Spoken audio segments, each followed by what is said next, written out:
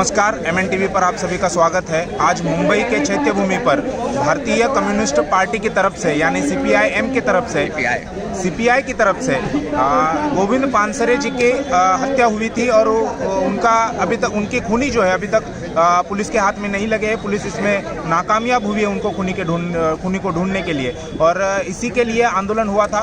हमारे साथ आज CPI के मुंबई के पदाधिकारी माननीय प्रकाश रेड्डी सर है। हम उनसे जानेंगे कि यह आंदोलन किस लिए हुआ था। सर, सबसे पहले जो हमारा आंदोलन है संघर्ष समिति की तरफ से हुआ, उसमें CPI, CPM, शिका पक्ष, CPI माले वगैरह ऐसे बहुत सारे संगठन पक्ष शामिल थे और वो भारी रिपब्लिकन पार्टी भी शामिल थे और बहुत से अम्बेडकरवादी और जनवादी संगठन शामिल थे। उसकी तरफ से यह आंदोलन हो गया। हम ये कहना चाहते हैं कि 20 फरवरी आज का दिन है। आज से 4 साल पहले 20 फरवरी को पानसरे हत्या हो गई।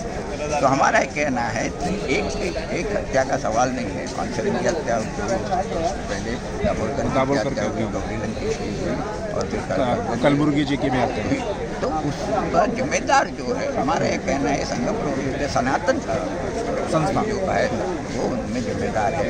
उनको पकड़ा भी गया था मगर उनको अभी आगे कुछ कानून नहीं है। क्या कारण है आपको? सूत्रधार जो है आपको क्या कारण लगता है कि क्यों ऐसा नहीं है? ऐसा लगता है कि ये जो सत्ता है, फडणवीस की सरकार या मोदी की सरकार, उनके जो ख्यालात है उनसे मिलते जुलते हैं, इसलिए वो आगे की कार्रवाई नहीं करते। ऐसा हमारे उनके में राजनीतिक इच्छा शक्ति नहीं है, आगे की कार्रवाई नहीं होती है। हमारा कहना है, हमारा आरोप। और ये सिर्फ सवाल नहीं है।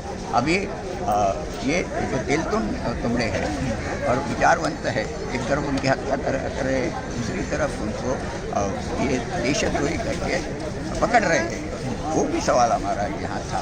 तेल तुमड़े जी के बारे में मैं आपसे एक सवाल पूछना चाहूँगा कि हाल ही में उन्होंने एक अंग्रेजी न्यूज़ पोर्टल पर एक आर्टिकल लिखा था जिसमें उन्होंने लिखा था भीमा कोरेगांव के रेफरेंस में, जिसमें उन्होंने लिखा था कि इस प्रकार की कोई लड़ाई नहीं हुई, इस प्रकार का कोई युद्ध नहीं हुआ और बाबा साहब ने ये मिथ खुद क्रिएट किया ताकि लोगों को प्रेरणा देने के लिए। ये क्या आपको नहीं लगता कि आनंद तेल तुमड़े बाबा साहब का भी अपमान कर रहे हैं और उनके साथ में इतिहास को भी तोड़ मरोड़ कर रखने का काम कर? वो सब यानी गहराई से पढ़ना चाहिए, उसका जवाब नहीं हो सकता। मगर सवाल क्या है? सवाल ये है कि तेल तुमड़े को पकड़ रहे हैं क्योंकि वो भीमा कोरेगांव का जो ये हुआ उसमें वो शरीक थे करके, और भारतीय कम्युनिस्ट और जो ये राइट जो हो गई उसके जिम्मेदार वो है और बाकी लोग हैं।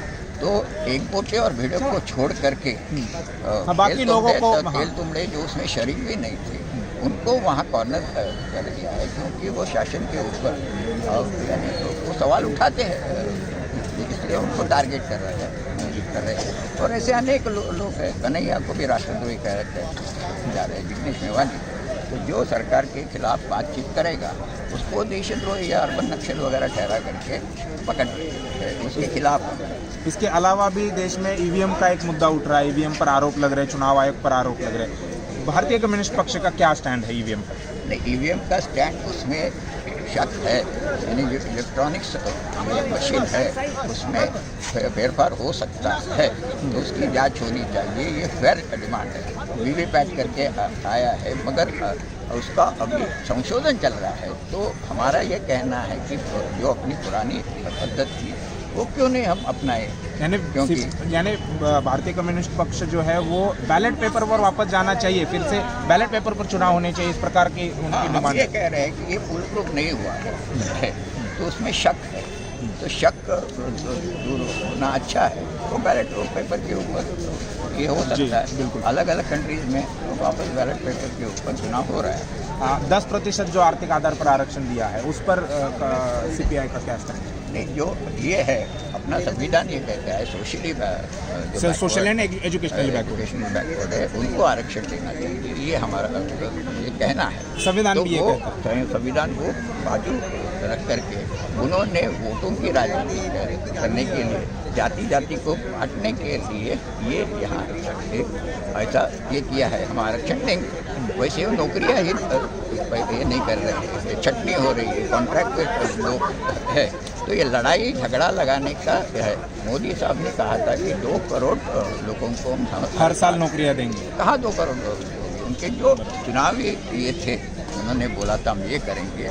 स्वामीनाथन आयोग किसानों के बारे में 15 लाख घर उसके जेब में जाएगा। और अब देखो ना, कॉन्ट्रैक्ट में वर्कर है, वर्कर कम हो रहे हैं। तो डिमोनेटाइजेशन जो हुआ उसमें जो छोटे छोटे ये थे व्यापारी थे, वो बच गए। जैसे शहर लुधियाना जैसा शहर, मेरठ जैसा शहर, बहुत सारे वो कारोबार ठप हो गए, छोटे व्यापारी ठप हो गए और रोजगार बंद हो गए। तो कहने के लिए हम अब इतने ये देंगे, वो यानी वो और एक जुमला है। भारतीय कम्युनिस्ट पक्ष आने वाले लोकसभा चुनाव के लिए किन मुद्दों पर चुनाव लड़ेगा? क्या मुद्दे लेकर जनता में जाएगा? हमारा पहले कहना है कि ये जो फैसिस्ट सरकार है, आरएसएस नियंत्रित प्रो कॉर्पोरेट सरकार है, उसका डिफीट करना चाहिए। उसके लिए जो धर्मनिरपेक्ष यानी लोकशाही मानने वाले जो पक्ष है, उन्होंने इकट्ठा आना चाहिए। बेरोजगारी का मुद्दा है, शिक्षा का मुद्दा है, पढ़ाई का, और छटनी करे यानी ग्रांट कम कर रहे हैं, हॉस्पिटल्स बंद हो रहे हैं, प्राइवेटाइजेशन हो रहा है, जीना मुश्किल हो रहा है। ये जो मुद्दे उन्होंने निर्माण किए हैं, यानी वो देश का नुकसान है। और देश की एकता भंग करने के लिए उन्होंने ये लड़ाई चालू की है हिंदू मुसलमान के खिलाफ, और जब बांटना चालू किया है, ये हमारे देश को नुकसान पहुंचाता है। राफेल का डील है, आपने देखा होगा कि अनिल अंबानी को डील में शामिल कर दिया गया। उसको सुप्रीम कोर्ट में बोला है कि 550 करोड़ करो, नहीं तो आपको जेल जाना पड़ेगा। ये कैसा है कि लेकिन राफेल के अलावा कांग्रेस हो या जो समूचा विपक्ष जो है, उनके पास राफेल के अलावा कोई ऐसा मुद्दा नहीं है, कोई ऐसा मुद्दा नहीं है जो बीजेपी को घेर सके। ऐसा कोई मुद्दा है नहीं। एक ही मुद्दा, किसानों का आंदोलन लाल झंडे ने चलाया, आपको याद होगा। जी बिल्कुल, मुंबई में ही वो हजारों किसान मार्च किया आगे। ये महाराष्ट्र का ही सवाल नहीं है, मध्य प्रदेश देखो, मंसूर में 7 किसान मर गए, राजस्थान में आंदोलन हुआ, छत्तीसगढ़ में आंदोलन हुआ, सब हिंदुस्तान की हर जगह पे आंदोलन हुआ। पंजाब में किसानों का आंदोलन है, ज़बरदस्त आंदोलन जो हुआ वो लाल झंडे का यानी पुरस्कार लेके वो आंदोलन हुआ है। तो वो बहुत बड़ा मसला है। रूरल इकोनॉमी अपनी ख़त्म हो गई है, और डेप्थ यानी वो पैसे ले रहे थे, जो बेरोजगारी बढ़ रही है, ये बुनियादी मुद्दे। और कॉन्ट्रैक्ट है, प्राइवेटाइजेशन हो रहा है, छटनी हो रही है, ये सब बुनियादी मुद्दे हैं। देश में आतंक फैलाने के लिए ये जिम्मेदार है। बिल्कुल सर, बहुत बहुत धन्यवाद। बहुत ही कम समय में हमने ये इंटरव्यू लिया, आपको भी समय का अभाव है, तो आपका फिर से एक बार हम MNTV की तरफ से धन्यवाद ज्ञापन करते हैं। ये थे CPI के मुंबई प्रदेश पदाधिकारी प्रकाश रेड्डी जी। उन्होंने भले ही आनंद तेलतुंबड़े इन पर जो आरोप लगे हैं उनको उन्होंने नकारा नहीं, सिरे से खारिज नहीं किया है, लेकिन EVM का मुद्दा है, आर्थिक आरक्षण का जो मुद्दा है, उनको आरोप मैंने खारिज किया। नहीं, आपने कहा कि उसको 2 मिनट में उसका सवाल जवाब नहीं दिया जा सकता। तुमने क्या लिखा है, हाँ, उसके बारे में 2 मिनट में नहीं बोल सकते। हाँ, उनके आरोप गलत है, ये मैं बार इसके लिए आज का मुद्दा है। आनंद तेलतुंबड़े, उसको उन्होंने क्या लिखा है उसमें, ये बहस का मुद्दा आज नहीं है। आनंद तेलतुंबड़े पर क्या आरोप, मैं सरकार ने जो आरोप लगाया उसकी बात नहीं कर रहा हूँ, लेकिन जो आर्टिकल उन्होंने लिखा उसके बाद का मुद्दा नहीं है। उसके बाद है, उसके ऊपर सरकार ने जो आरोप लगाए हैं वो मुद्दा है। झूठे आरोप लगाए, सरकार ने जो आरोप लगाया, आपका कहना है कि झूठे आरोप है, सही बात है, लेकिन आर्टिकल के बाद जो उन पर आरोप लगे, आर्टिकल के बाद समाज की तरफ से जो आरोप उन पर लगे, उसकी बात कर रहा हूँ वो। यानी आप उसमें जोड़ो मत, मुद्दा सीधा है। मुद्दा सीधा है कि बीड़े और एक गोटे छोड़ करके उनको ये जो लोग हैं, नहीं, सवाल पूछा जा सकता है, सवाल पूछा जा सकता है, उनको जोड़ा नहीं, जोड़ा नहीं, मैं जोड़ नहीं रहा हूँ सर। जोड़ने का काम मत करो। सवाल मैंने सवाल अलग, हम उसके बारे में बहस करेंगे, आप जोड़ो। मैंने सीधा सवाल पूछा कि आनंद गलत है, मेरा उसके बारे में जवाब है, ये जोड़ना गलत है। नहीं, मैं जोड़ नहीं रहा हूँ, मैंने कोई ये जोड़ा नहीं है।